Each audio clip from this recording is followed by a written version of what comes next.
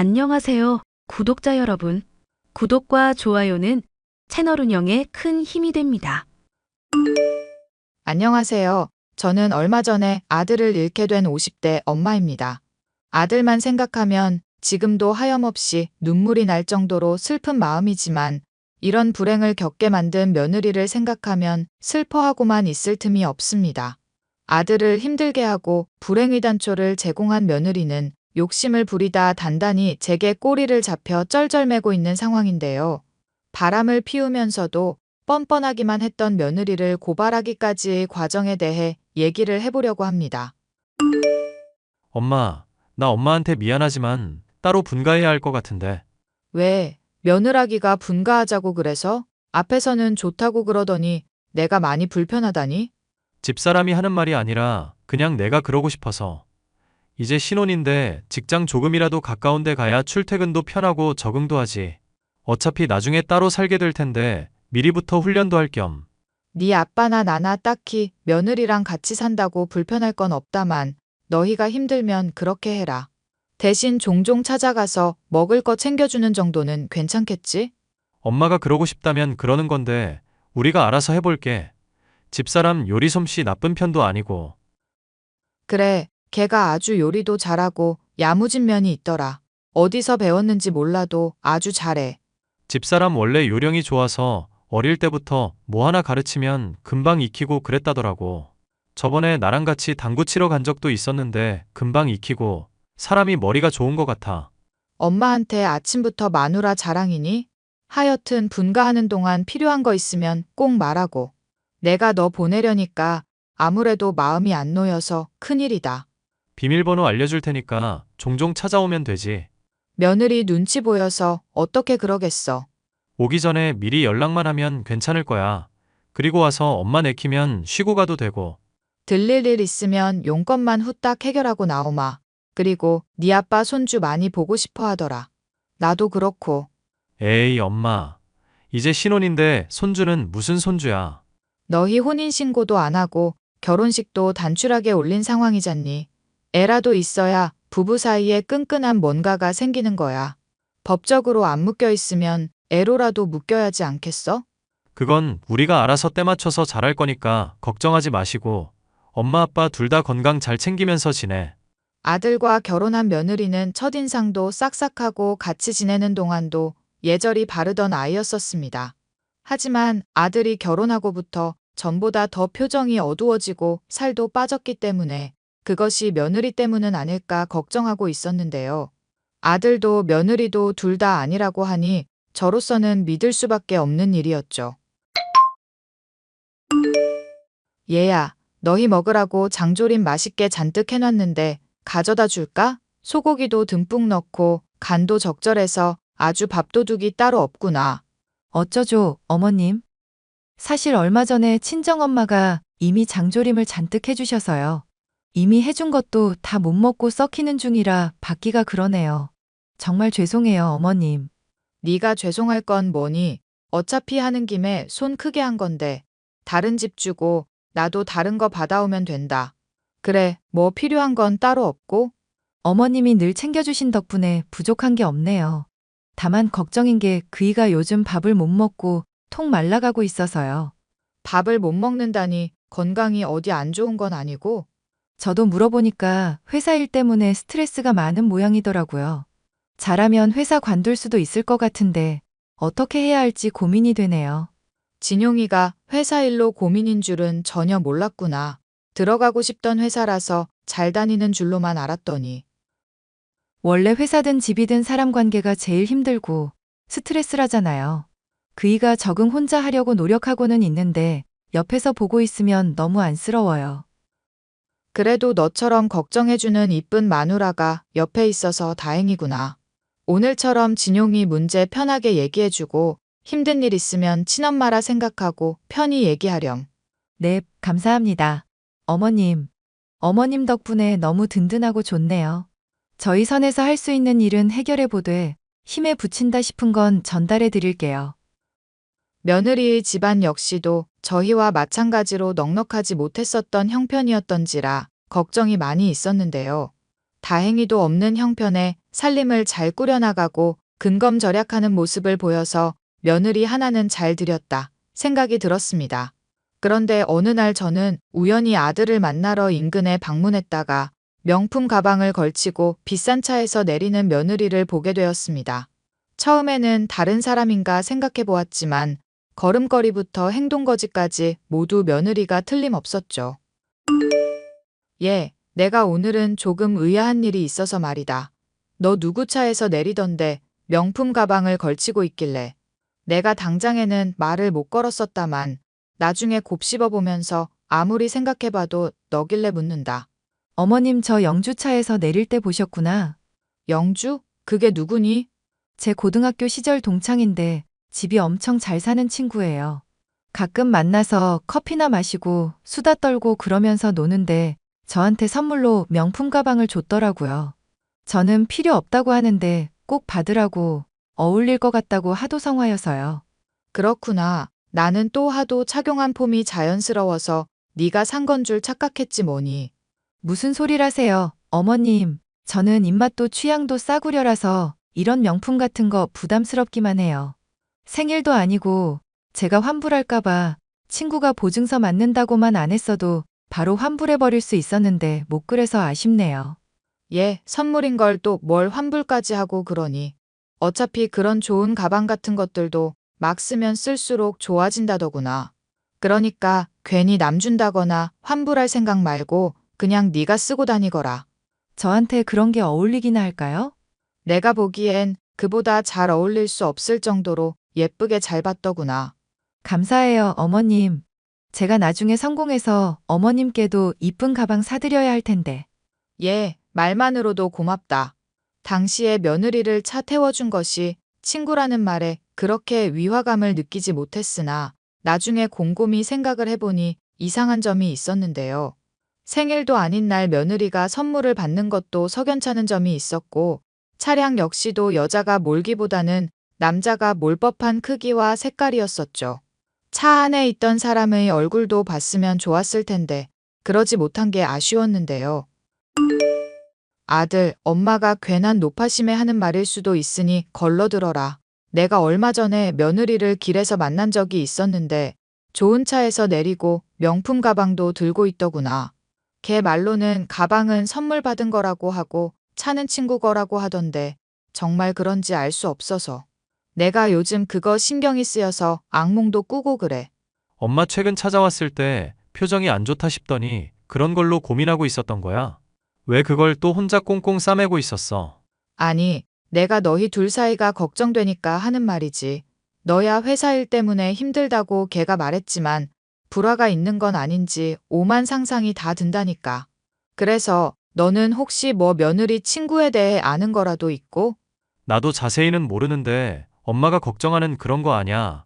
남자가 아니라 여자 맞고 가방도 고마워서 선물 받은 거 맞아. 그런 거라면 다행이다. 그런데 아들은 회사 일이 많이 힘드니? 뭐, 나야 늘 스트레스 받는 게 회사 일이지. 원래 세상 살다 보면 다들 치이면서 살잖아. 엄마랑 아빠는 괜찮으니까 힘든 일 있으면 언제든지 말해야 한다. 알겠니? 힘든 일이 뭐가 있겠어. 이쁜 마누라 있겠다. 번듯한 직장 가지고 있겠다. 엄마 아빠 건강하게 오래오래 살기만 하면 만사형통이지. 나는 말이야. 네가 반듯하게 잘 자라줘서 참 고맙긴 한데 말이다. 그래도 네가 고민 같은 거 있을 때 힘들다고 한 번을 말 안 해서 많이 걱정이야. 군대 가서 고참이 괴롭힌 것도 너 전역하고서야 알았고. 지금도 너 회사 일 때문에 힘든 거 며느리 통해서나 들었으니 이게 엄마 노릇을 제대로 하는 건가 싶다. 엄마가 그렇게 아들 걱정해주고 신경 쓰는 것만으로도 도리 충분히 다하고 있으니까 걱정하지 마. 자신을 걱정하지 말라는 아들에게는 정말로 별다른 걱정이 없는 건가 생각할 때였죠. 아들은 며느리와의 결혼 생활이 6개월 정도 접어들었을 즈음 제게 연락을 해왔었는데요. 엄마, 미안한데 다달이 보내던 용돈 좀 당분간만 끊으면 안 될까? 그리고 나 너무 돈이 필요해서 그런데 30만 원만 빌려줘. 네가 호의로 주는 거니 용돈에 대해서 내가 왈가왈부할 건 아니지만 무슨 일이라도 있는 거니? 네가 이렇게 아쉬운 소리를 나한테 안 하고 지내서 많이 걱정되는구나. 원래 내가 식단 같은 거 따로 챙기고 안 그랬었잖아. 그런데 그거 챙기기도 하고 알아볼 일도 있고 그래서 그래. 엄마가 힘들면 안 그래도 되니까 신경 쓰지 마. 다시 말하지만 엄마는 아들 고민 언제나 들어주고 싶고 해결해주고 싶은 사람이야. 고민이 있으면 뭐든 털어놓아도 괜찮다니까?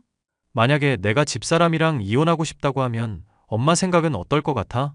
왜 이혼하는지 이유는 묻지 말아주고. 결혼하는 것도 이혼하는 것도 당연히 아들 뜻이니 따라주고 싶지. 그런데 그 이유 정도는 엄마로서 들을 자격이 있지 않을까? 네 아빠도 궁금해할 테고. 왜? 둘이 성격이 안 맞아?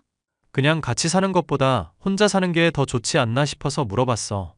싸운 것도 아니고 결혼 생활이라는 게 생각보다 쉽지 않아서. 원래 부부 싸움은 칼로 물베기라고 하잖니.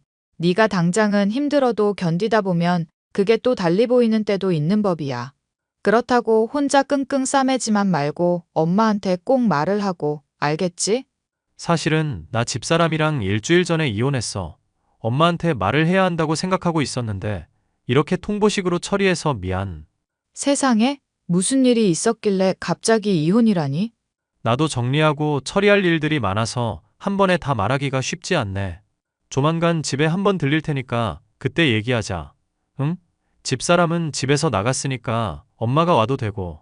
그래, 엄마랑 아빠는 늘 네 편이니까 꼭 말해줘야 한다. 알겠지? 아들은 반듯한 성격이었지만 부모를 의지하지 않고 혼자서 일을 처리하려는 버릇이 있어서 저는 걱정이 많았죠. 그래도 이렇게까지 간곡하게 호소했으니 얼마 지나지 않아 이혼과 관련된 문제를 털어놓지 않을까 싶었는데 아들의 입으로 이 문제와 관련된 얘기를 들을 기회는 찾아오지 않았습니다. 퇴근길에 마주해오는 트럭에 박아 즉사했다는 아들. 회사 동료들이라는 사람들에게서 이 소식을 들었던 순간부터 졸도하려는 정신을 부여잡으려 간신히 힘을 써서 장례를 끝마칠 수 있었는데요. 장례 기간 내내 며느리에게 일을 알렸지만 무얼 하는지 전혀 연락이 닿지 않았었죠. 우리 애가 죽은 마당인데 이건 왜 자리도 자리하지 않고 정말 너무한 거 아닌가 싶어. 둘이 이혼한 마당에 장례식 꼭 참여할 의리야 없겠지. 그보다 당신 진용이한테 들은 얘기 좀 자세히 해봐. 둘 사이에 무슨 일이 있었길래 이혼을 한 거야? 얘기는 나도 자세하게 못 들어서 모르겠지만 성격 차이 같은 게 아닐까 싶어. 진용이가 전화로 할 얘기는 아닌 것 같다고 해서 마저 못 들었네. 진용이 그렇게 간 거에 만약 며느리 고년이수 쓴 거 조금이라도 있기만 해봐. 내가 고년 그거 꼭 감옥에 쳐넣든지 하고야 말 거니까. 아직 확실한 거 하나 없는데 미리부터 열 올리지 말자. 그리고 조만간 진용이 짐 가지러 집에 들를 건데 당신도 갈 거지? 당연히 가야지. 아이고, 불쌍한 우리 아들. 혼자 외롭게 죽어갔을 생각하면 내가 이 나이에 지금 눈물이 다 나와. 우리가 행복해야 하늘에 있는 아들도 부모님 주책이다. 안 그러면서 편하게 보지. 당신도 마음 단단히 먹어. 알겠어? 그렇게 저희 부부는 아들의 집에 방문해서 짐을 정리하고 있었는데요. 우연히 아들의 짐 가운데 있는 일기장을 보게 되었고 거기서 충격적인 진실을 발견할 수 있었습니다. 저희에게는 다소곳하고 사람 좋아 보이던 며느리가 사실은 대놓고 바람을 피우고 다니고 과소비로 아들을 아주 힘들게 했다는 내용이었죠. 이 사실을 저희에게 말하자니 저희가 너무 힘들어할 것 같아서 어떻게 전해야 할지 모르겠다는 내용에 저와 남편은 그 자리에서 오열할 수밖에 없었는데요. 그 내용을 들고 변호사한테 가니 충분히 형사 문제로까지 취급될 수 있는 일이라고 하시더군요. 어머님, 그이 죽었다면서요? 장례식 때는 연락이 닿지도 않더니 이제야 보이는구나. 내 아들 죽을 때 너 대체 뭐 하고 있었니? 저 이혼 당했고 이미 남이나 다름없는 마당에 그게 중요할까요? 됐고 당장 그이 집에서 나가주세요. 이제 제 집이니까요. 그이가 저한테 집 준다고 약속도 했었고요. 그래, 한번 들어와 보거라. 반응이 영 이상하시네요. 저는 딱히 얼굴 뵙고 싶은 마음 없으니까 깔끔하게 법적으로 처리할 것만 하자고요. 그래, 너 아주 말 잘했구나. 네가 우리 아들 결혼 초부터 바람나선 다른 남자랑 비교하고 돈으로 핍박해대고 바람 피우고 다녔던 거 다 알고 있다. 대체 그게 무슨 황당한 얘기예요? 집 주기 싫으면 싫다고 하시지 왜 없는 이야기를 지어내시냐고요. 그동안 앞에선 착한 척 굴면서 뒤로는 얼마나 호박씨를 깠는지도 잘 알고 있어. 변호사 도움 받아 핸드폰의 대화 내용 복원하니 아주 가관도 아니더구나. 심지어 우리 아들 사망보험 가입하라고 종용하면서 피곤하다는데도 데리러 오라고 부려먹고 그랬다며. 교통사고 날지도 모른다고 걱정하는 애한테 안 그러면 이혼이라고 협박하는 네 말까지 다 담겨 있다. 이래놓고 아들이 고생해 산 집을 달라느니 뭐니 하는 소리가 나오니 넌? 그럼 깔끔하게 포기를 하든지 할게요. 그럼 되잖아요. 그렇게는 안 되지. 네가 이제까지 과소비로 아들한테 뜯어냈던 돈이야 그렇다 치더라도 정서적으로 학대한 것만은 곱게 못 넘어간다. 우리한테도 막대하는 거 보고 싶지 않으면 잘하라고 협박했었으니 착한 우리 아들이 그렇게 힘들어하지. 너 조만간 감옥 갈 준비나 하고 있거라. 어머님, 그게 감옥까지 갈 일이 되나요? 못난 남편 만나서 억울한 제 입장도 고려하셔야죠.